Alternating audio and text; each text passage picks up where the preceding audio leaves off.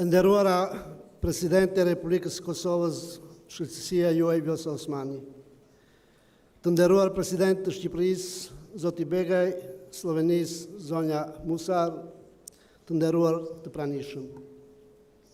Sot jemi këtu për një rast të rëndësishëm dhe kisha thënë një arritje të madhe për rajonin. Për mua është nder të jem pjesë e këtij evenimenti që do të kontribuoj në realizimin e kësaj nisme të shkëlqyer, respektivisht qendrës rajonale e ekselencës për gra, paqe dhe siguri. Edhe ne, në Republikën e Maqedonisë së Veriut, jemi fuqimisht të përkushtuar në zbatimin e agjendës gratë, paqja dhe siguria. Si një vend aktiv antar i NATO-s, ne mbështesim zbatimin e kësaj politike në 3 synimet kryesore të aleancës dhe për këtë qëllim e kemi harmonizuar edhe planin ton aksionar me nismën përkatës. Akoma më e rëndësishme, ne edhe në mënyrë thelbësore i implementojmë të 3 parimet e integrimit, gjithë përfshirjes dhe integritetit në punën tonë të përditshme dhe në politikat dhe në udhëheqësim. Sepse thelbi është ajo që na udhëheq çdo ditë në marrjen e vendimeve politike, të cilat kanë një qëllim të vetëm dhe ky është ti plotësojmë standardet drejt arritjes së barazisë gjinore. Legjislacioni është një pjesë jashtëzakonisht e rëndësishme e këtij procesi, sepse e siguron kornizën me të cilën sigurohet përfaqësimi.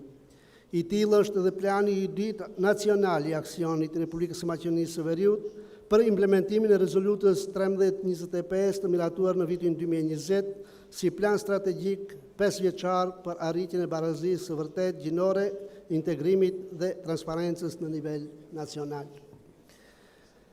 Por, legjislacioni është vetëm një segment i politikës sonë më të lartë.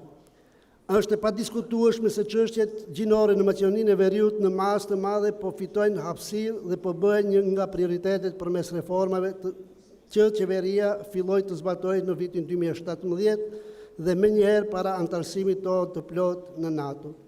Këto reforma ndodhen mbi të gjitha në mënyrën në të cilën mendojmë për dimensionin gjinor dhe inkorporojmë atë në çdo politikë.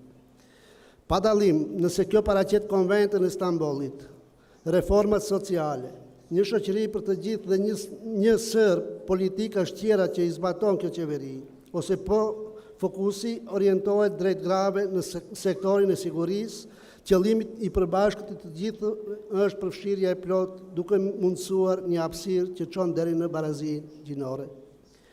Në këtë drejtim, mund të them se ne jemi një shembull pozitiv. Ministria e Mbrojtjes së Republikës së Maqedonisë së Veriut drejtohet nga një ministre e shkëlqyer, të cilës i paraprinte gjithashtu një ministre tjetër e shkëlqyer e mbrojtjes. Presidenti i shtetit ka një adjutant dhe është arritur një avancim i konsiderueshëm i numrit të grave të përfaqësuara në armatë, i cili numër është gjifishuar në 10 vitet e fundit. Në ministrinë e njëjtë, nga numri i përgjithshëm i punonjësve administrativ të punësuar në poste drejtuese, 49% janë të përkatësisë gjinore gra. Kemi 8 gra me gradën kolonel, që është numër që deri para një dekade ishte 0 apo 1 e tillë. Të nderuar të pranishëm, agjenda për gra, paqe dhe siguri ishte gjithashtu një nga prioritetet gjatë kryesimit tonë me OSBE-n në vitin e kaluar. Për të afirmuar këtë politikë, ne organizuam disa ngjarje në nivelin më të lartë në këtë temë.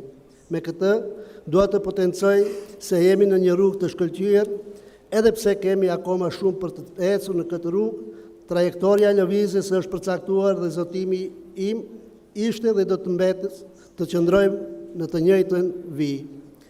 E di se sipas një nga teoritë feministe, përpaqja konsiderohet se është një proces i vazhdueshëm për të cilin duhet të punohet, e jo një qëllim që duhet arritur. Edhe unë pajtohem me këtë teori dhe mbi të njëjtën e bazoj edhe barazinë gjinore në siguri. Lufta në Ukrainë është një përkujtues i fortë i domosdoshmërisë së përfshirjes aktive të grave në të gjitha fushat e parandalimit të konflikteve dhe përpjekjeve për të ndërtuar paqen, stabilitetin dhe sigurinë.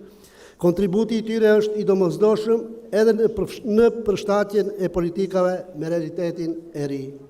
Pikërisht për këtë, ne si një antare e besueshme e NATO-s, e mbështesim qasjen e aleancës për t'i dhënë rëndësi më të madhe politikës për gra, paqen dhe siguri.